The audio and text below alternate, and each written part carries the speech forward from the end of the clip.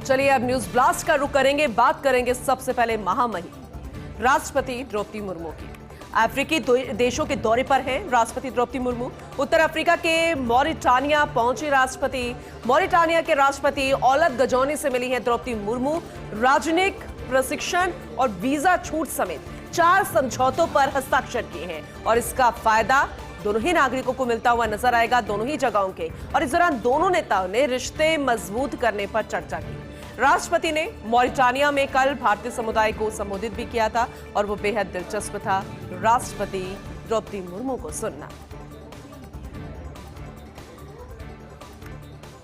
अंतर्राष्ट्रीय अभिधम दिवस समारोह, प्रधानमंत्री नरेंद्र मोदी इस समारोह में शामिल हुए। दरअसल विज्ञान भवन में आयोजित हुआ अंतर्राष्ट्रीय अभिधम दिवस। पाली भाषा के महत्व पर अपने विचार साझा किए पीएम मोदी ने। बुद्ध धर्म की समृद्ध विरासत को संरक्षित प्रोत्साहन देने के लिए सरकार के प्रयासों पर व्यक्त किए गए विचार। प्रधानमंत्री मोदी ने अपने संबोधन के जरिए जानकारी दी और कहा कि भाषा, सभ्यता, संस्कृति की आत्मा, पाली भाषा को जिंदा रखना हमारी जिम्मेदारी है। पाली भाषा को शास्त्रीय भाषा का ये दर्जा भगवान बुद्ध की महान विरासत का सम्मान है। पीएम मोदी ने इस दौरान बौद्ध भिक्षुओं को सम्मानित किया। समारोह में 14 देशों के शिक्षाविद और भिक्षुओं ने भी भाग लिया। तो अंतर्राष्ट्रीय अभिधम दिवस समारोह था। समारोह में 14 देशों के शिक्षाविद और भिक्षुओं ने हिस्सा लिया था, बेहद खास, जिसमें प्रधानमंत्री नरेंद्र मोदी ने संबोधन के जरिए तमाम महत्वपूर्ण बातों का जिक्र किया। रायसिंह राजस्थान को लेकर मुख्यमंत्री भजनलाल शर्मा विदेश दौरे पर। लुफ्थांसा एयरलाइंस की फ्लाइट से जर्मनी पहुंचे थे, फिर उसके बाद वहां से लंदन पहुंचे। इस फ्लाइट से 16 से 19 अक्टूबर तक लंदन दौरे पर रहेंगे मुख्यमंत्री भजनलाल शर्मा। आज लंदन के सेंट जेम्स कोर्ट ताज होटल में राइजिंग राजस्थान इन्वेस्टर मीट कार्यक्रम के दौरान कई एमओयू पर हस्ताक्षर होंगे। लंदन के समय अनुसार अगर देखा जाए तो शाम 5 बजे मुख्यमंत्री भजनलाल शर्मा इन्वेस्टर मीट को संबोधित भी करेंगे, तो बेहद दिलचस्प होगा इस संबोधन को सुनना। शाम 6 से 7 बजे तक मुख्यमंत्री भजनलाल शर्मा 1-to-1 मीटिंग भी करेंगे। रिन्यू के चेयरमैन और सीईओ सुमंत सिन्हा, डॉक्टर लिमसी गुप्ता और पीटीआई की अदिति खन्ना से 1-to-1 मुलाकात करेंगे। शाम 6:30 से 8 बजे तक अप्रवासियों से मुलाकात करेंगे मुख्यमंत्री। और राजस्थान एसोसिएशन यूके के ट्रस्टी कुलदीप सिंह शेखावत के नेतृत्व में राजस्थानियों के तौर पर वहां पे काफी पहुंचेंगे लोग और स्वागत किया जाएगा। शाम 7:10 पर राजस्थान में निवेश और पर्यटन को लेकर एक शॉर्ट फिल्म दिखाई जाएगी। उस शॉर्ट फिल्म के जरिए बताया जाएगा कि राजस्थान में हर एक क्षेत्र में कितनी अपार संभावनाएं हैं निवेश को लेकर। फिर उसके बाद यूनाइटेड किंगडम में भारतीय उच्चायुक्त विक्रम के दोराईस्वामी, उप मुख्यमंत्री दिया कुमारी, मुख्यमंत्री भजनलाल शर्मा संबोधित करेंगे। यूके में राजस्थान एसोसिएशन के चेयरमैन हरेंद्र सिंह जोधा भी मौजूद रहेंगे। कनाडाई पीएम जस्टिन ट्रूडो की पोल खुल गई है। दरअसल खालिस्तानी आतंकी निज्जर हत्याकांड मामले में खुद ने स्वीकार किया। उन्होंने कहा भारत को इस मामले में ठोस सबूत नहीं दिए हैं। भारतीय सरकारी एजेंट्स की संलिप्तता का आरोप लगाते समय केवल खुफिया जानकारी थी। हमने भारत से कहा कि मामले में आपका सहयोग चाहते हैं तो उन्होंने सबूत मांगे। उस वक्त सबूत भारत को नहीं दिए गए, सिर्फ मामले से जुड़ी जानकारी साझा की और ये खुद उन्होंने कहा है, कबूला है, स्वीकार किया है।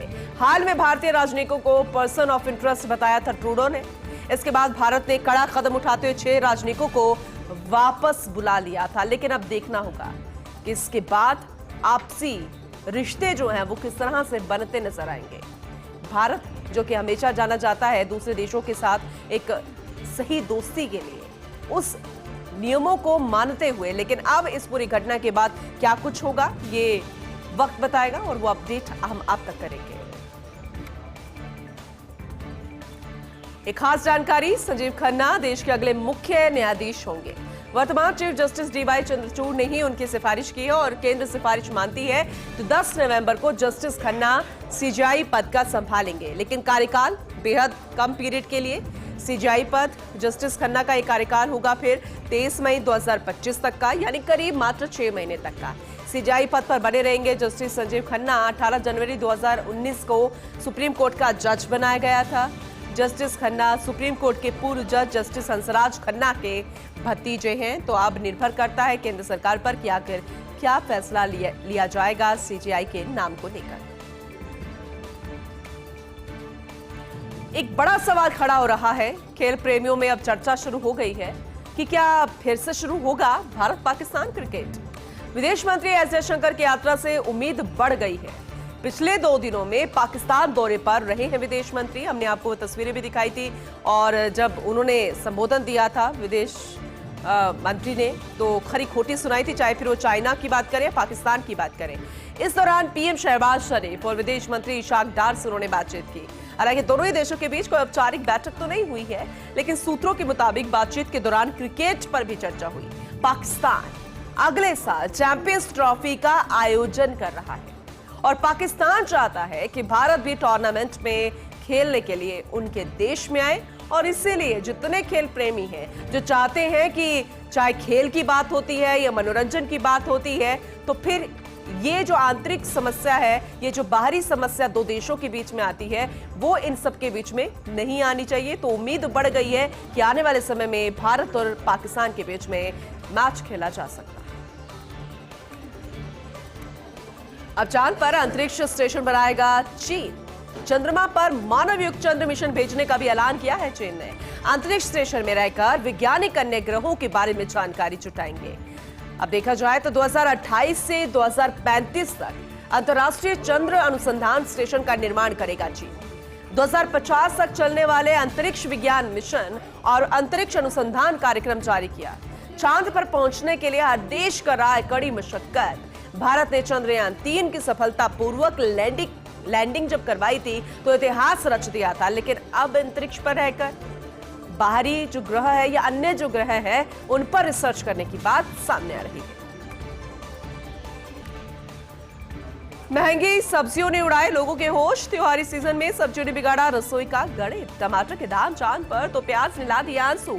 मिर्च, आलू, गोभी, अदरक, लहसुन, पालक समेत जो कि बेहद खास सब्जियां हैं, लगभग हर सब्जी के दाम आसमान पर हैं।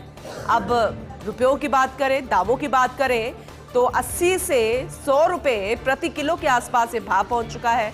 मुनाफाखोरों ने मनमाने तरीके से सब्जियों की कीमतें बढ़ा दी हैं और ऐसे में लोगों ने दाल, कड़ी, गट्टे, राजमा, पापड़ की सब्जी को मुख्य मेन्यू में बना लिया है और अब इसका सेवन कर रहे हैं। इन दिनों तेज बारिश के कारण भी फसल को भारी नुकसान हुआ है, लेकिन जो कीमत है वो आसमान छूती नजर आ रही है।